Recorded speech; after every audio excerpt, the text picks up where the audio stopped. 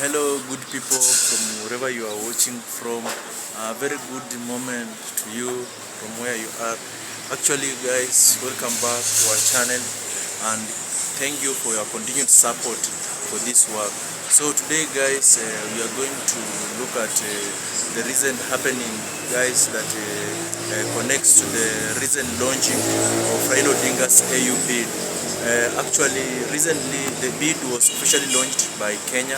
So this means a Kenyan's candidature for the AU chairmanship, and it was officially launched by the President of the Republic of Kenya, His Excellency Dr. William Samoei Ruto. So guys, actually it was a nice event. It was a state event that took place in State House and presided over by the military and the chief commander of the armed forces of the Kenya, the CIC. So guys, the event was a nice one, attended by several heads of states and representative of governments and several ambassadors that attended that event.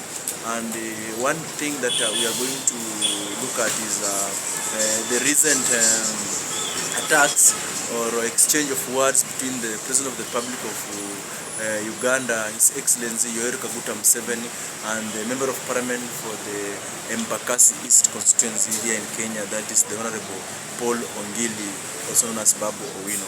So actually there are claims from Museveni that Babu Owino is siding with some guys and government guys from his side, that is Bobby Wine.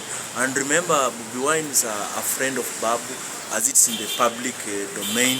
These guys are close and they are friends, and Museveni was claiming that he's a consumer of intelligence and he knows that Babu Owino has a hand on the happenings in Uganda, that are allied to those guys who are opposing his government, that is Museveni's government.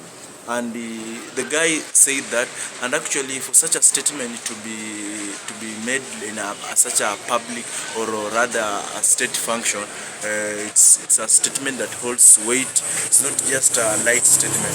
So we might not know if it's true that we know Babu Owino is a friend of Bobi Wine, but now if Babu Owino is sponsoring or has a hand in the what Museveni claimed directly is what we don't know, because the intelligence was consumed by Museveni and not by us. And it's a matter that it has to be taken with weight, and if I was Babu, on such a matter, I will not go about joking about it. I'll be cautious enough on the same. Remember, Museveni is a guy who entered the government through a coup, or rather using the military ways. So he's not a guy I'll rather joke with, given the fact that I'm not from that country. That's one. Two, he's also a military guy himself. He's a trained military, and that is it. And he's a guy who says, I may say, is it force or what, but who stamps authority in whatever he says and whatever he does back in his country. And remember, Uganda and Kenya are two different countries. Kenya, the level of democracy in Kenya cannot be compared with the level of democracy in Uganda. To myself, I can say Kenya is way ahead of Uganda democratically, and on political issues, I'll say Uganda has got what we call skewed selective democracy. You are not it's not democracy for you to comment on anything or do anything in Uganda, unlike in Kenya, that's politically. So whatever happens in Kenya cannot be duplicated in Uganda at the moment. Uganda has got several steps behind Kenya, has got a long way to go to be democratically liberated, because like Museveni forces his way in or stamps authority and everything that is political. So what I'll say that is, if I was Babu, I would not have answered Museveni in open social media. I would have taken a silent ear on it first, because Museveni said, if I may quote him, that there are some characters from Raila Odinga's camp, the likes of Babu, who are siding with the people who are anti-government.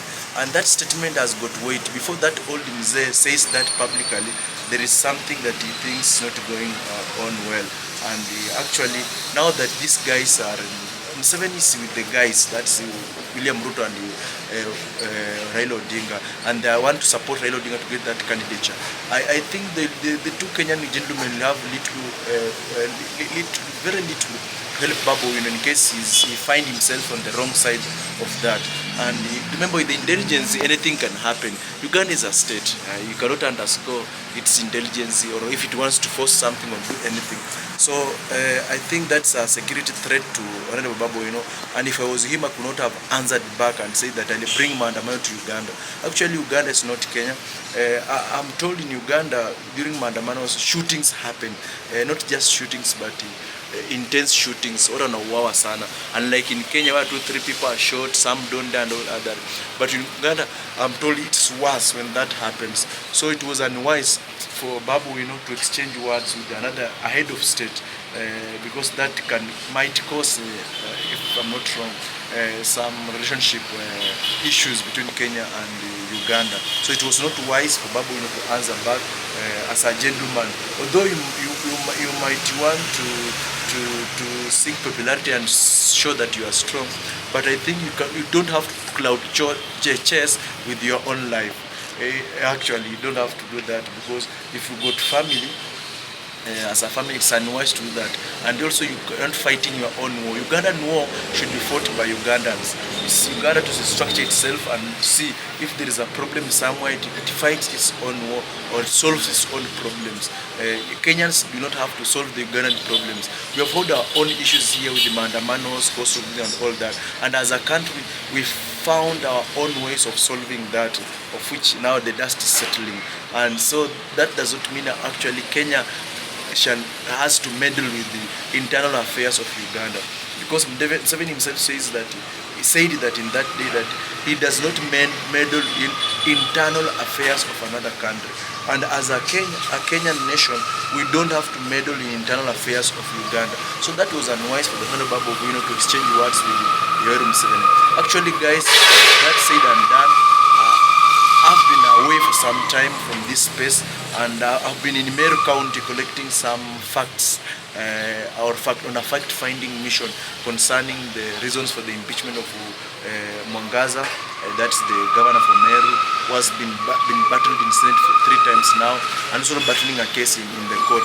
And I've collected some facts on the reason why the guys want the lady out, and how far she has worked to that fact. So soon I'll be dropping a video on the fact-finding mission in Meru County on what we have found out. That's what has been keeping me away on the same, and I've got good stuff for you. I'll be shedding light for you to know actually the real thing that's happening in Meru, and if actually the governor stands to be impeached or not. And we shall see that from the MCS side and from the governor side. So thank you guys for visiting. Remember to subscribe, guys. Remember to share, remember to like and comment, and to visit once again for another hot video. Thank you guys, and bye bye for now. See you.